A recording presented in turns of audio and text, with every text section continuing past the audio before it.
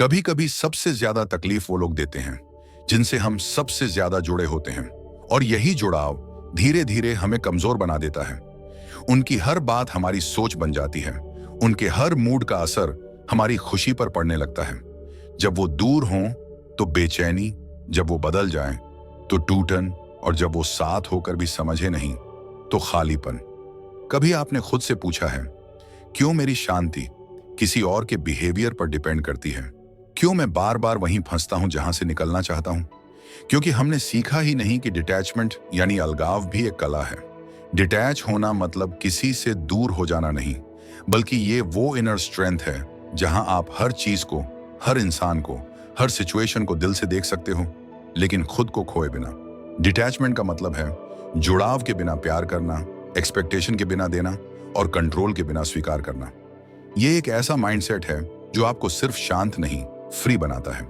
इस audio book में हम उसी आर्ट को एक्सप्लोर करेंगे जहां ना इमोशन से भागना है, ना अटैचमेंट से डरना है, बस खुद के साथ इतना गहराई से जुड़ जाना है कि दुनिया की कोई भी ताकत आपको अपनी पीस से हिला ना सके। तो अगर आप अपनी जिंदगी में इनर फ्रीडम पाना चाहते हैं तो यह सिर्फ एक बुक समरी नहीं, एक इनर रेवोल्यूशन है। नमस्कार दोस्तों, बुक नोवा पर आप सभी का स्वागत है। वीडियो में आगे बढ़ने से पहले एक सुंदर सा कमेंट कर दें। अध्याय 1, आसक्ति क्या है? वो अदृश्य जंजीरें कल्पना कीजिए कि आपके हाथ में एक पतली पारदर्शी सी रस्सी बंधी है जो आपको किसी खास इंसान, चीज, स्थिति या भावना से जोड़ती है। ये रस्सी दिखती नहीं, पर इसका खिंचाव इतना मजबूत होता है कि अगर वो चीज आपकी पकड़ से छूटने लगे तो आप बेचैन हो उठते हैं। यही है आसक्ति, एक अदृश्य जंजीर जो बाहर से नहीं बल्कि अंदर से हमें जकड़े रहती है। मनोवैज्ञानिक रूप से देखा जाए तो आसक्ति उस मानसिक स्थिति का नाम है जहां हमारा सुख, शांति और पहचान किसी बाहरी चीज पर टिकी होती है। जैसे, अगर वो इंसान मेरी जिंदगी में रहा तो ही मैं खुश रहूंगा, अगर मुझे ये नौकरी मिल गई तो ही मैं सफल कहलाऊंगा, अगर लोग मेरी तारीफ करते रहें तो ही मैं खुद को काबिल समझूंगा।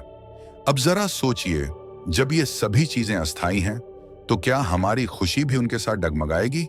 यही तो होता है। आध्यात्मिक दृष्टिकोण से आसक्ति मोह की वह अवस्था है जहां आत्मा अपनी स्वतंत्रता को भूलकर भौतिक दुनिया की क्षणिक चीजों से जुड़ जाती है। हम सोचते हैं कि यह व्यक्ति, यह संपत्ति, यह रिश्ता मेरा है, और यहीं से शुरू होती है दुख की कहानी। श्री कृष्ण ने गीता में भी यही कहा है कि जो व्यक्ति आसक्ति से मुक्त होता है वही सच्चा योगी है, वही आत्मा की शांति को प्राप्त कर सकता है। हम आमतौर पर उन्हीं चीजों से बनते हैं जो हमें सुरक्षा, पहचान या प्रेम का एहसास कराती हैं। कोई किसी रिश्ते में इसीलिए बंधा है क्योंकि उसे लगता है कि उसके बिना वो अधूरा है। कोई पैसे से इसलिए बंधा है क्योंकि उसे लगता है कि पैसे से ही उसका अस्तित्व है। कोई अपने शरीर, सुंदरता, कामयाबी या फेम से इसलिए जुड़ा है क्योंकि उसे लगता है कि इन्हीं से लोग उसे पसंद करते हैं। पर सच्चाई ये है कि जब हम इन चीजों से खुद को डिफाइन करते हैं तब हम अपने असली स्वरूप से दूर चले जाते हैं। अब फर्क समझिए, प्यार, जरूरत और पकड़ में। प्यार में स्वतंत्रता होती है, पकड़ में डर। प्यार किसी को उड़ने देता है, पकड़ किसी को पिंजरे में रखती है। जब आप किसी को सच में प्यार करते हैं तो आप उसके चुनाव का सम्मान करते हैं, उसकी आजादी को स्वीकार करते हैं। लेकिन जब वो प्यार एक जरूरत में बदल जाता है, जैसे मुझे उसकी जरूरत है वरना मैं टूट जाऊंगा, तब वो प्यार नहीं, आसक्ति बन जाता है। और जब आप उस इंसान, स्थिति या चीज को खोने के डर से कसकर पकड़ लेते हैं तब आप खुद को भी जकड़ लेते हैं। उस पकड़ में घुटन है, असुरक्षा है, और धीरे धीरे यह घुटन रिश्तों को, जिंदगी को और आत्मा को भी थका देती है। आसक्ति की सबसे बड़ी विडंबना यही है कि हम जिससे सबसे ज्यादा बंधे होते हैं वही चीजें हमें सबसे ज्यादा तकलीफ देती हैं, क्योंकि हमने उन्हें मेरे होने की परिभाषा बना लिया होता है। पर अगर आप थोड़ा ठहरें और खुद से पूछें, क्या मैं बिना इन चीजों के भी खुद को पूरा महसूस कर सकता हूं, तो आप पाएंगे कि जवाब हां हो सकता है। यह अभ्यास आसान नहीं है, लेकिन यही वो पहला कदम है जो हमें इन अदृश्य जंजीरों से आजादी की ओर ले जाता है। और जब हम भीतर से आजाद होते हैं तभी सच्चा प्यार, सच्ची खुशी और सच्ची शांति हमारे जीवन में जगह बना पाती है। अध्याय 2, दुख की असली जड़, उम्मीदें और नियंत्रण की चाह। एक इंसान दिन रात मेहनत करता है, सपने बुनता है, लोगों से जुड़ता है, किसी को अपना मानता है, किसी से उम्मीद करता है कि वो उसके लिए कुछ करेगा, और जब वैसा नहीं होता तो टूट जाता है। क्यों? क्योंकि हमने उम्मीद की थी। लेकिन क्या यह उम्मीद या कंट्रोल की इच्छा हमारे दुख की असली जड़ नहीं बन जाती? हर इंसान चाहता है कि चीजें उसकी सोच के हिसाब से हों, रिश्ते परफेक्ट चलें, लोग वैसा बिहेव करें जैसा वो चाहता है, मेहनत का फल एग्जैक्ट वैसा मिले जैसा विजुअलाइज किया था। पर जब रियलिटी वैसी नहीं होती, तब वही उम्मीदें दर्द बन जाती हैं। असल में हमें दुख किसी सिचुएशन से नहीं होता, बल्कि उस सिचुएशन के प्रति हमारी उम्मीदों से होता है। सोचिए, जब आप किसी से प्यार करते हैं और बदले में वही इंटेंसिटी वापस नहीं मिलती, तो क्या दर्द उस इंसान की वजह से है या आपकी उस उम्मीद की वजह से जो आपने उसके साथ जोड़ दी थी? हम रिजल्ट्स को पकड़कर बैठ जाते हैं, और जब आउटकम वैसा नहीं होता तो शैटर्ड हो जाते हैं। भगवत गीता में श्री कृष्ण अर्जुन से कहते हैं, कर्म करो लेकिन फल की अपेक्षा मत करो।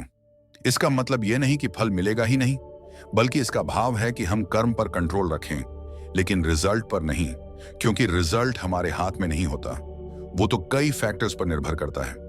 लेकिन इंसान रिजल्ट को ही पकड़ लेता है, और जब वो नहीं मिलता तो निराशा, कंपैरिजन, गिल्ट और फ्रस्ट्रेशन जन्म लेते हैं। इसी तरह हम किसी सिचुएशन को कंट्रोल करना चाहते हैं। कोई इंसान हमें छोड़कर न जाए, कोई प्लान फेल ना हो, कोई हमसे नाराज ना हो।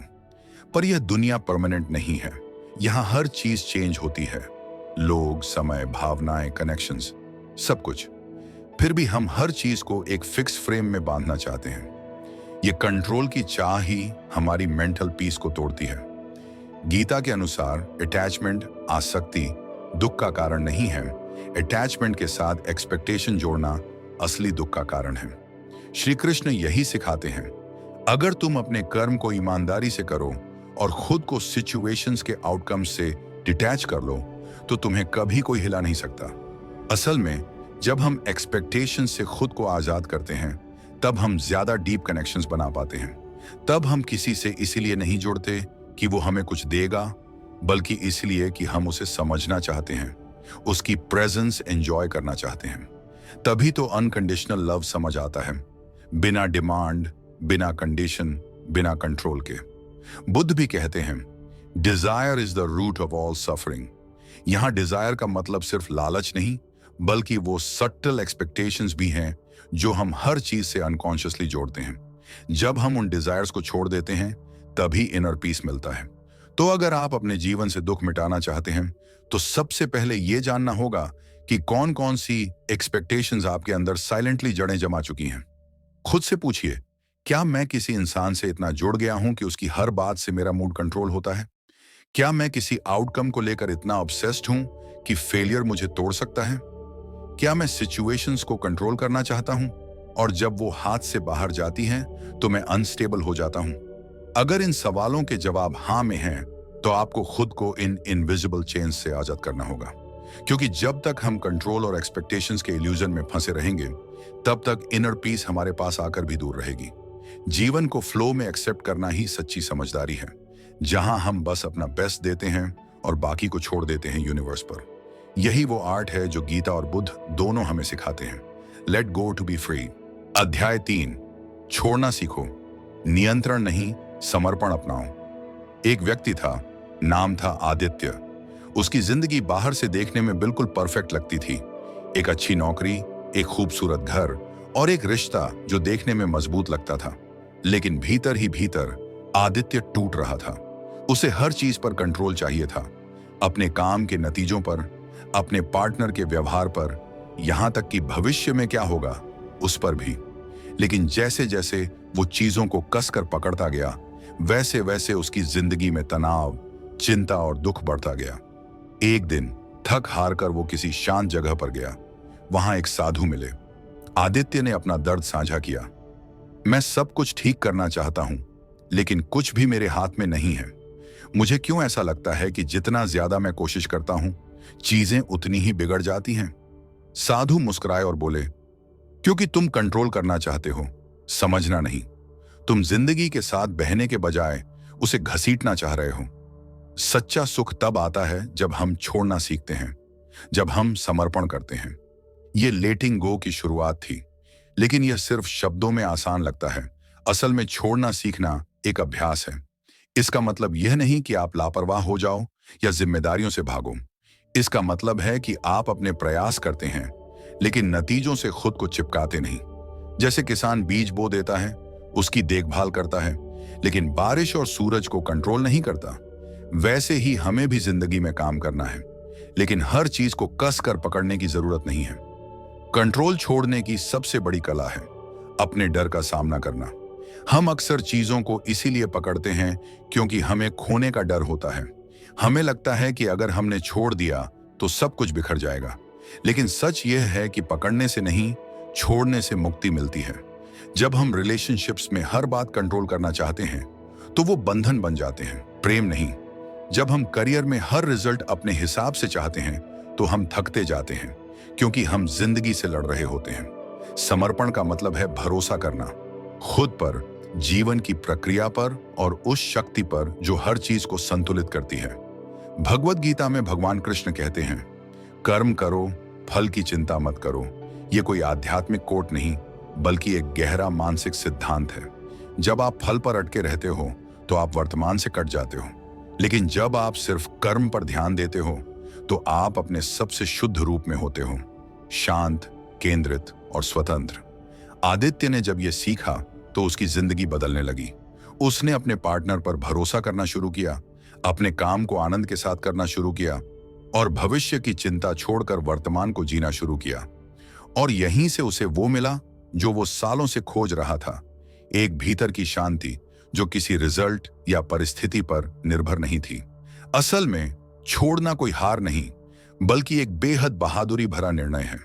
यह बताता है कि अब आप जिंदगी को कंट्रोल नहीं करना चाहते, बल्कि समझना चाहते हैं। और यही समझ धीरे धीरे आपको आजाद करती है, दुख से, डर से और उन अदृश्य जंजीरों से जिन्हें आपने ही कसकर पकड़ा था। अध्याय 4, रिश्तों में संतुलन। जुड़ो लेकिन जकड़ो नहीं। एक बच्चा जब अपनी मां की उंगली पकड़कर चलता है तो वो सुरक्षा महसूस करता है, लेकिन जैसे जैसे वो बड़ा होता है उसे सीखना होता है कि वही उंगली धीरे धीरे छोड़नी है ताकि वो खुद चल सके। रिश्ते भी कुछ ऐसे ही होते हैं। हमें एक दूसरे की जरूरत होती है, लेकिन जब ये जरूरतें एक दूसरे की आजादी को निगलने लगें तब प्यार भी बोझ लगने लगता है। असल में जुड़ाव तब खूबसूरत होता है जब वो सांस लेने की आजादी भी देता है। लेकिन हम क्या करते हैं? हम जिस इंसान को प्यार करते हैं उसे अपनी खुशियों की चाबी बना देते हैं, और जैसे ही वो वैसा व्यवहार नहीं करता जैसा हम चाहते हैं, हम अंदर से टूट जाते हैं। इसीलिए रिश्तों में सबसे जरूरी चीज होती है सीमाएं। सीमाएं सिर्फ दूरियां नहीं होती, बल्कि वो स्पेस होती है जिसमें हर व्यक्ति खुद को बनाए रख सकता है। एक हेल्दी रिलेशनशिप में दो लोग एक दूसरे के करीब होते हुए भी अपनी अलग पहचान बनाए रखते हैं। लेकिन जब हम प्यार को अटैचमेंट समझ बैठते हैं तो हम उस व्यक्ति को अपने कंट्रोल में रखने की कोशिश करने लगते हैं।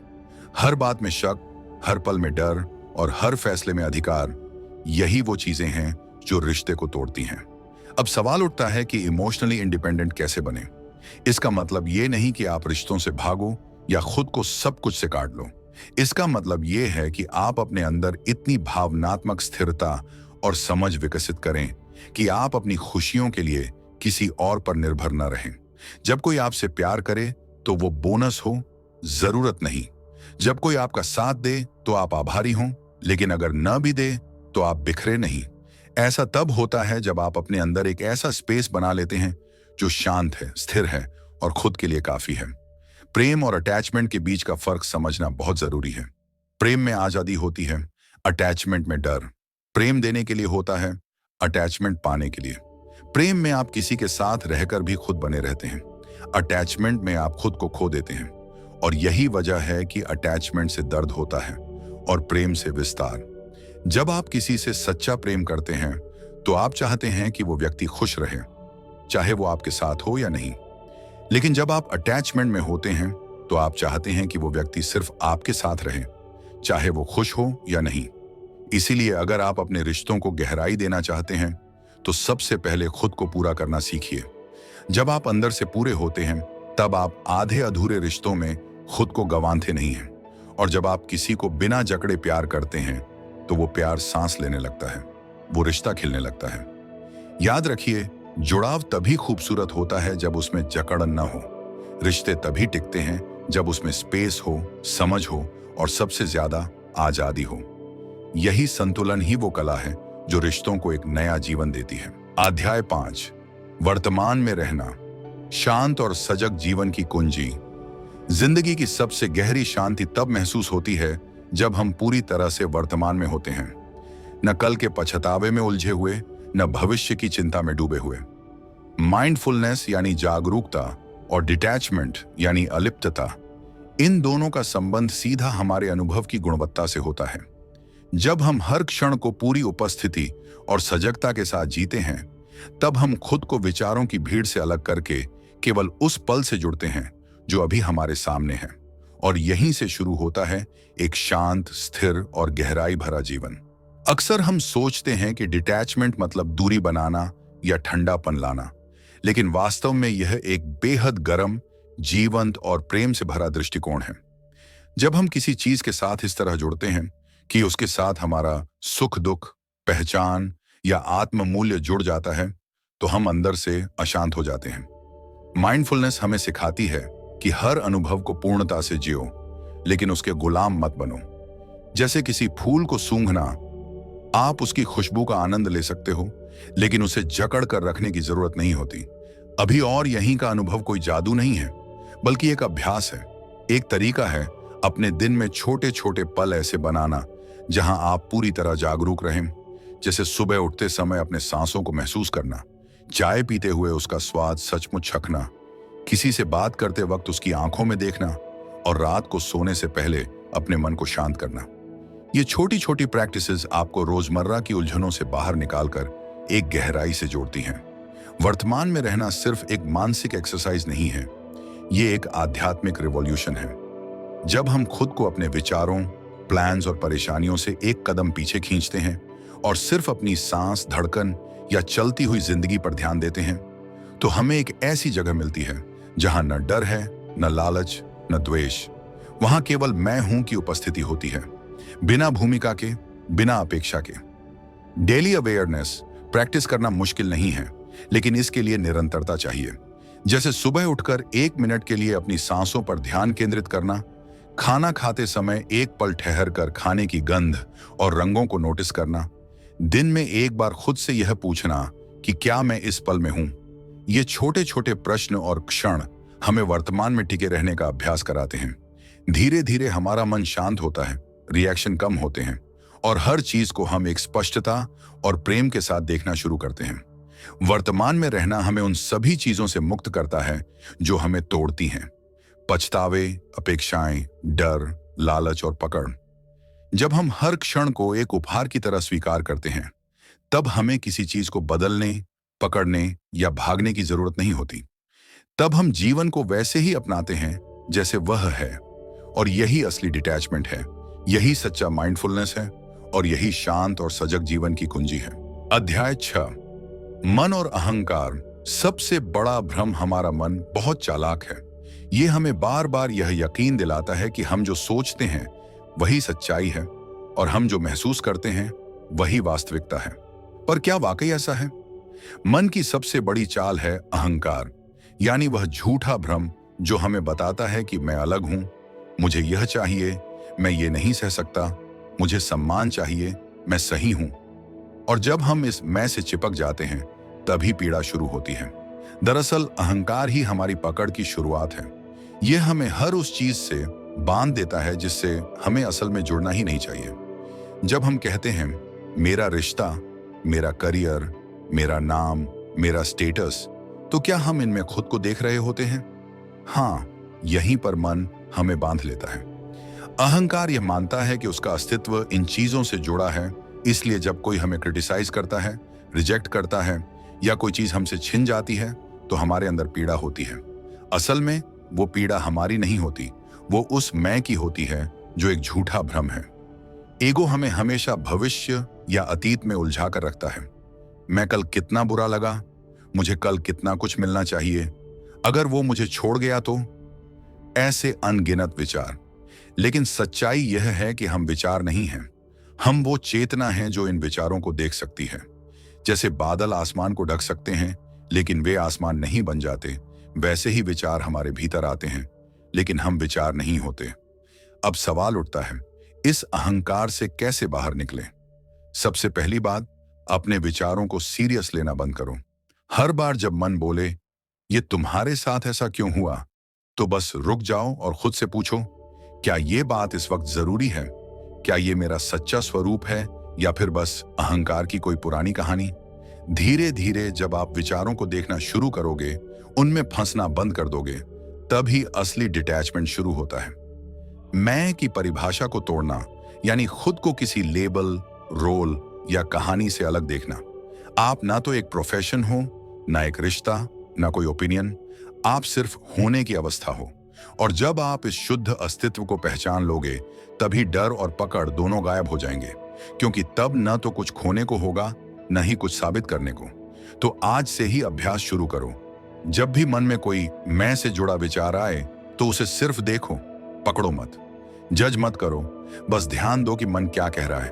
धीरे धीरे ये निरीक्षण तुम्हें तुम्हारे सच्चे स्वरूप से मिला देगा, और वहीं से असली स्वतंत्रता, असली प्रेम और असली शांति की शुरुआत होती है। यही वह रास्ता है जो हमें डर और भ्रम की दुनिया से निकालकर सच्चे डिटैचमेंट और पूर्णता की ओर ले जाता है। अध्याय 7, डिटैचमेंट की शक्ति, भीतर की आजादी। जब इंसान भीड़ में होता है, तब भी अगर उसका मन शांत हो, तो वही डिटैचमेंट की शुरुआत होती है। डिटैचमेंट का मतलब ये नहीं है कि आप दुनिया से भाग जाओ या सब कुछ त्याग दो, बल्कि इसका असली मतलब है हर चीज में होकर भी उससे चिपके बिना जीना। हम सब चीजों और लोगों में इतना इन्वॉल्व हो जाते हैं कि जब वो हमें कंट्रोल करने लगती हैं, तब हमें पता भी नहीं चलता, और धीरे धीरे हम अपनी ही मेंटल फ्रीडम खो देते हैं। असली आजादी बाहर की नहीं, भीतर की होती है। जब आप किसी इमोशन या थॉट को बस ऑब्जर्व करना सीख जाते हो, बिना उसे पकड़े या उससे लड़ते हुए, तभी आप खुद को जानना शुरू करते हो। डिटैचमेंट की शुरुआत वहीं से होती है। ये एक सटल लेकिन गहरी समझ है कि मैं इस इमोशन को फील कर रहा हूं, लेकिन मैं ये इमोशन नहीं हूं। मैं दुख देख रहा हूं, लेकिन मैं दुख नहीं हूं। मैं गुस्सा देख रहा हूं, लेकिन मैं गुस्सा नहीं हूं।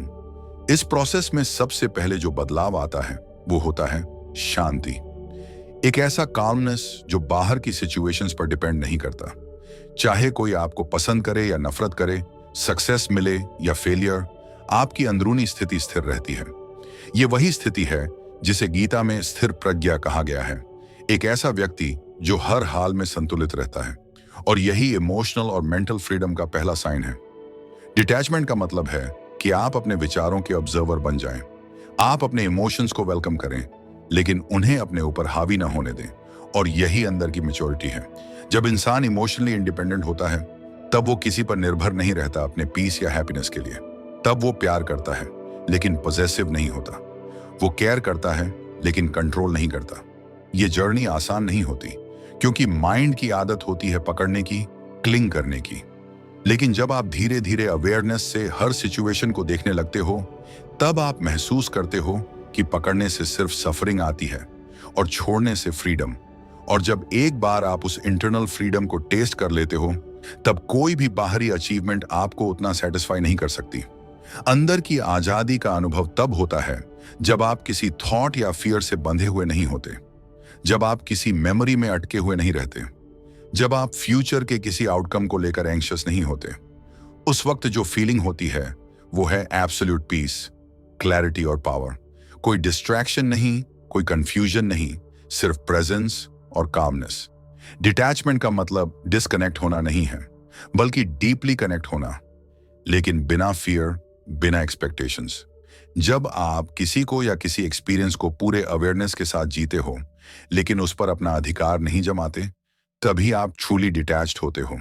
और उस वक्त आपके अंदर एक अलग ही एनर्जी आती है, एक ऐसी शांति जो बोलती नहीं, लेकिन बहुत कुछ कह जाती है। यही है वो डिटैचमेंट जो हमें भीतर से आजाद करता है, जो हमें खुद से जोड़ता है और बाहरी चीजों की पकड़ से अलग करता है। और जब आप इस आजादी को पा लेते हो, तब कोई भी डर, कोई भी इच्छा आपको अपने अंदर से हिला नहीं सकती। तब आप सिर्फ सरवाइव नहीं करते, बल्कि सच में जीना शुरू करते हो, एक क्लियर, अवेक और पावरफुल लाइफ। अध्याय 8, डिटैचमेंट को जीवन में उतारना, अभ्यास और अनुशासन। डिटैचमेंट सिर्फ एक विचार नहीं है, ये एक अभ्यास है, हर दिन का, हर पल का। इसे अपनाने का मतलब है अपने जीवन के हर कोने को सजगता से देखना, पहचानना कि हम कहां और क्यों अटके हुए हैं, और फिर धीरे धीरे उन गांठों को खोलना। इस अध्याय में हम बात करेंगे उन 5 अभ्यासों की जिन्हें आप अपनी डेली लाइफ में शामिल करके डिटैचमेंट को एक जीवन शैली बना सकते हैं। पहला है जर्नलिंग। हर दिन सुबह या रात को कुछ मिनटों के लिए लिखना कि आज क्या महसूस किया, किस बात ने परेशान किया, किस चीज से उम्मीद थी और क्यों। जब हम अपने विचारों को कागज पर उतारते हैं तो वो क्लियर होते हैं, और क्लैरिटी ही डिटैचमेंट की पहली सीढ़ी है। दूसरा अभ्यास है ब्रीदिंग। हर दिन बस 5 मिनट के लिए अपनी सांसों पर ध्यान देना। जब आप अंदर जा रही और बाहर आ रही सांस को महसूस करते हैं तो आप अभी और यहीं में आते हैं, और जब आप वर्तमान में होते हैं तो आप चीजों को पकड़ने या कंट्रोल करने की चाह में नहीं रहते। ब्रीदिंग हमें हमारे शरीर से जोड़ती है, और हमारे शरीर की साइलेंस हमारे मन को भी शांत करती है। तीसरा अभ्यास है मिनिमलिज्म। इसका मतलब सिर्फ कम चीजें रखना नहीं, बल्कि कम विचार, कम डिस्ट्रैक्शन, कम अटैचमेंट। जब हम जिंदगी को सिंपल करते हैं तो हम महसूस करते हैं कि हमारे पास जो है वो काफी है, और यहीं से शुरू होती है संतोष की भावना। जितनी कम चीजों से हम जुड़ते हैं उतनी ज्यादा आजादी हमें महसूस होती है। चौथा अभ्यास है डिजिटल फास्टिंग। हर हफ्ते एक दिन अपने फोन, सोशल मीडिया या टीवी से दूरी बनाना। ये दूरी हमें अपने अंदर की आवाज सुनने का मौका देती है। जब हम बाहर की दुनिया से डिटैच होते हैं तो हमें भीतर की दुनिया से कनेक्शन मिलता है, और वहीं असली ट्रांसफॉर्मेशन होता है। पांचवां अभ्यास है सेल्फ टॉक। अपने आप से प्यार से बात करना, खुद को जज करने की जगह समझना। जब आप खुद से कहते हैं it's okay to let go या I don't have to control everything, तो ये शब्द अंदर गूंजते हैं और धीरे धीरे पुराने पैटर्न को तोड़ते हैं। खुद से किया गया ये सॉफ्ट पॉजिटिव संवाद हमें इमोशनली इंडिपेंडेंट बनाता है। इन 5 अभ्यासों के जरिए जिंदगी में सहजता आती है। चीजों को जबरन पकड़ने की जरूरत नहीं लगती। हम रिश्तों को, काम को, अपने विचारों को हल्के से पकड़ना सीखते हैं, न ज्यादा कसकर, न पूरी तरह छोड़कर। यह बैलेंस ही डिटैचमेंट की आत्मा है, और जब हम इस बैलेंस को जीते हैं तो हमारी लाइफ में एक गहराई आती है। हम सतह पर नहीं, गहराई में जीने लगते हैं। हर एक अनुभव को पूरी तरह महसूस करते हैं, लेकिन उसमें खोते नहीं। डिटैचमेंट का मतलब है होल्डिंग लाइटली, लिविंग डीपली, यानी हल्के से थामना लेकिन पूरी गहराई से जीना। यही वो रास्ता है जो हमें भीतरी आजादी देता है, और एक बार जब आप इस आजादी का स्वाद चख लेते हैं तो फिर आप कभी बाहरी चीजों में कैद नहीं होना चाहते। यही अभ्यास और अनुशासन है भीतर से फ्री होने का रास्ता। अध्याय 9, डिटैचमेंट से आत्मबोध, मुक्त जीवन की ओर। जब इंसान डिटैचमेंट को सिर्फ एक मानसिक तकनीक समझता है तब वह उसकी गहराई को नहीं छुपाता, लेकिन जैसे ही यह समझ आता है कि डिटैचमेंट आत्मा की दृष्टि से जीने की प्रक्रिया है, तब सब कुछ बदल जाता है। आत्मबोध का रास्ता तभी खुलता है जब हम अपने को उन चीजों से अलग करना शुरू करते हैं जो वास्तव में मैं नहीं है, चाहे वो विचार हों, भावनाएं हों, इच्छाएं हों या भूतकाल की कहानियां। आत्मा स्वयं में पूर्ण है, शांत है और स्वतंत्र है, लेकिन अहंकार हमें एक झूठे मैं के जाल में फंसा देता है, जो हमेशा कुछ हासिल करने, कुछ बदलने, कुछ बनने की दौड़ में उलझा रहता है। लेकिन डिटैचमेंट वही प्रक्रिया है जो इस झूठे मैं से हमें धीरे धीरे मुक्त करती है। जब हम किसी चीज को पकड़ते हैं, किसी व्यक्ति को, पहचान को, स्थिति को, तो हम उस पर निर्भर हो जाते हैं। यह निर्भरता हमें जकड़ती है, डर पैदा करती है और मन में असुरक्षा भरती है। लेकिन जैसे ही हम पकड़ छोड़ते हैं और जीवन को बहने देते हैं, वैसे ही भीतर कुछ खुलता है, एक गहरी शांति जो बाहर के बदलावों से डगमगाती नहीं। यही है आत्मबोध की पहली झलक। जब आप जानने लगते हैं कि आप अपने विचार नहीं हैं, अपने अनुभव नहीं हैं, अपने शरीर या भावनाएं भी नहीं हैं, आप वो हैं जो इन सभी को देख रहा है। कर्मयोग का सार भी यही है, कर्म करते हुए भी उसमें आसक्ति नहीं रखना। निष्काम भाव का मतलब है कि आप कर्म कर रहे हो, लेकिन उसका फल क्या होगा उस पर आपकी कोई पकड़ नहीं है। आप अपने कर्तव्य को प्रेम और ईमानदारी से निभा रहे हो, लेकिन नतीजा आपके हाथ में नहीं है और आप उसे पकड़ना भी नहीं चाहते। यही डिटैचमेंट है कर्म में। यह कोई आलस्य नहीं है, बल्कि उच्चतम ऊर्जा से किया गया कर्म है, लेकिन उसके प्रति मोह नहीं है।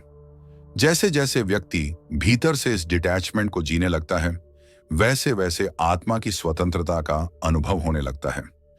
अब वह किसी विचारधारा, किसी लेबल, किसी अपेक्षा के बंधन में नहीं होता।